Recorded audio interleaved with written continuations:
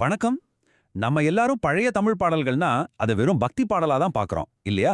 ஆனா இன்னைக்கு நாம பார்க்க போற மூல ஆதாரங்கள் என்ன சொல்லுதுன்னா, இந்த பாடல்கள் நம்ம உடம்புக்கும் ஏன் இந்த பிரபஞ்சத்தோட நலனுக்கும் ஒரு வழிகாட்டியா இருக்கலாம்னு சொல்லுது. ரொம்ப சுவாரஸ்யமா இருக்குல்ல? சரி, வாங்க இத பத்தி இன்னும் ஆழமா பார்க்கலாம். முதல்ல பாடல்களோட தெய்வீக ரகசியம் என்னன்னு பார்க்கலாம். அப்புறம் சிவபுராணம் நம்ம உடம்புல எப்படி அதிர்வுகளை உண்டாக்குதுன்னு தெரிஞ்சுக்கலாம். அதுக்கப்புறம் மந்திரங்களுக்கு ஏன் ஒரு குரு தேவை, கிரகங்கள் நம்ம மனசை எப்படி குழப்புதுன்னு பார்த்துட்டு, கடைசியா இது எல்லாத்துக்கும் மேல நமக்குள்ளேயே ஒளிஞ்சிட்டு இருக்கிற அந்த சக்தி என்னங்கிறத பத்தி தெரிஞ்சுக்க போறோம். சரி, முதல்ல ஒரு விஷயத்த தெளிவுபடுத்திக்கலாம். நாம சும்மா கேட்குற ஒரு பாட்டுக்கும் ஒரு சித்தர் இல்லனா ஒரு ஞானி எழுதின ஒரு புனிதமான பாடலுக்கும் என்னங்க வித்தியாசம்? இந்த கேள்விக்கு பதில் தெரிஞ்சாதான் அந்த தெய்வீக ரகசியமே நமக்கு புரியும். பாத்தீங்கன்னா ரெண்டுக்கும் நடுவுல இருக்கிற வித்தியாசம் சும்மா அல்ல, மலைக்கும் மடுகுக்குமான வித்தியாசம். ஒரு சாதாரண பாட்டை சில மணி நேரத்துல எழுதிடலாம். ஆனா இந்த ஞானிகளோட பாடல்கள் மூல ஆதாரங்கள் படி ஒரு பாட்டை எழுத 5 வருஷத்துக்கும் மேல ஆகுமா. சில சமயம் ஒரு ஜென்மம் பத்தாது, பல ஜென்மங்கள் கூட எடுக்குமா. யோசிச்சு பாருங்க, அதுல எவ்ளோ விஷயம் அடங்கி இருக்குன்னு. அப்படி என்ன இந்த பாடல்கள் இருக்குன்னு நீங்க கேட்கலாம். அது எழுதினவங்க நம்மள மாதிரி சாதாரண ஆட்கள் இல்ல. கூடுவிட்டு கூடு பாயிர அஷ்டமா சித்தி மாதிரி பெரிய பெரிய சக்திகள்லாம் அவங்களுக்கு கைவந்த கலை. ஞானம் அடைகிறதுக்காக அவங்க பட்ட கஷ்டம் கொஞ்சம் நஞ்சம் இல்ல. அப்படி கஷ்டப்பட்டு தெய்வீக அருளோட பல வருஷங்கள் எடுத்து ஒரு பாடலை முழுமையா செதுக்கியிருக்காங்க. சரி, இதுக்கு ஒரு சிறந்த உதாரணம் பார்க்கலாமா? அதுதான் சிவபுராணம். மூல ஆதாரங்கள் இது என்ன சொல்லுது தெரியுமா? இந்த நவீன காலத்துக்கு கிடைச்ச ஒரு மாபெரும் பொக்கிஷம்னு சொல்லுது.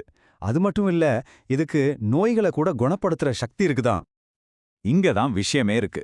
சிவபுராணத்தோட ஒவ்வொரு வரியும் நம்ம உடம்புக்குள்ள இருக்கிற உள் உறுப்புகளை இயக்குற ஒரு மறைமுக சக்தி கொண்டதான். கேட்கவே ஆச்சரியமா இருக்குல்ல? ஆனா இது எப்படி வேலை செய்யுது? வாங்க அதோட செயல்முறைய பார்க்கலாம். இதோட செயல்முறை ரொம்பவே சிம்பிள்.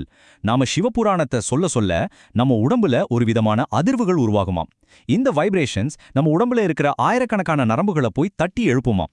இதனால உடம்புல இருக்கிற நிறைய பிரச்சனைகள் சரியாகுதுன்னு சொல்லப்படுது. இது ஒரு மாதிரி வைப்ரேஷனல் மெடிசின் மாதிரி வேலை செய்யுதுன்னு வச்சுக்கோங்களேன். ஓகே, இப்போ வரைக்கும் நம்ம பார்த்த பாடல்கள் எல்லாம் ரொம்ப பாதுகாப்பானது. ஆனா இப்ப நாம பார்க்க போற விஷயம் கொஞ்சம் வேற. அதாவது மந்திரங்கள். இது பாடல்களை விட ரொம்ப சக்தி வாய்ந்தது.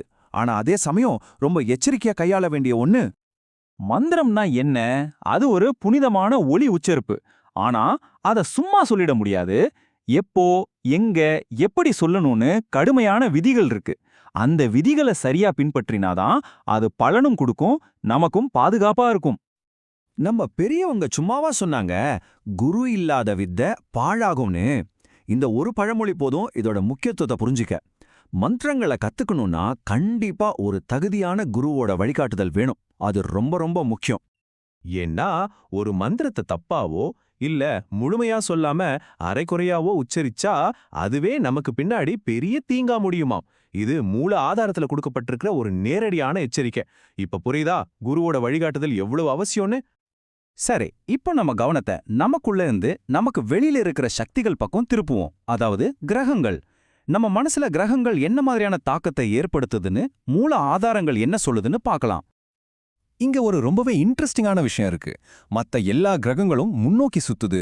ஆனா ராகு கேதுன்னு சொல்ற நிழல் கிரகங்கள் மட்டும் அப்படியே ரிவர்ஸ்ல, அதாவது பின்னோக்கி சுத்துமா. இதுவே ஒரு ரொம்ப வினோதமான தனித்துவமான விஷயம் இல்லையா?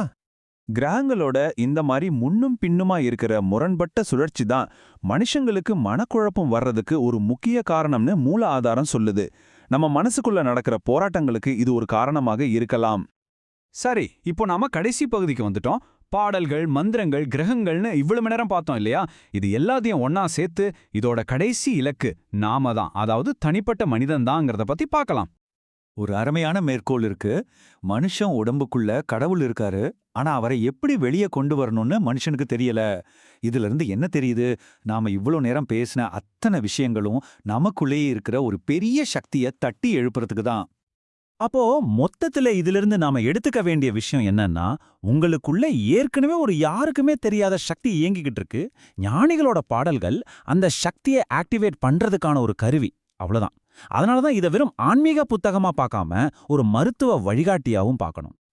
ஆக மூல ஆதாரத்தோட முடிவுரை என்ன சொல்லுதுன்னா, குரு இல்லாம மந்திரம் சொல்றதுல இருக்கிற ஆபத்து இல்ல ஜோசியத்தை பார்த்து பயப்படுறது இது எல்லாத்தையும் விட சிவபுராணத்தை சொல்றது மாதிரி முறையான ஆன்மீக பயிற்சிகள் தான் நம்ம நல்லபடியா வாழ்றதுக்கு ஒரு பாதுகாப்பான அதே சமயம் பலன் தரக்கூடிய வழி. கடைசியா உங்ககிட்ட ஒரே ஒரு கேள்வி. நீங்க தினமும் கேக்குற பாட்டுங்க வெறும் மியூசிக் மட்டும்தானா, இல்ல அதுக்கு மருந்தா மாறுற சக்தியும் இருக்கா? உங்க வாழ்க்கையில ஒலிக்கும் நீங்க வைக்கிற நோக்கத்துக்கும் எவ்ளோ பெரிய சக்தி இருக்குன்னு கொஞ்சம் யோசிச்சு பாருங்க. அடுத்த பதிவில் சந்திப்போம்.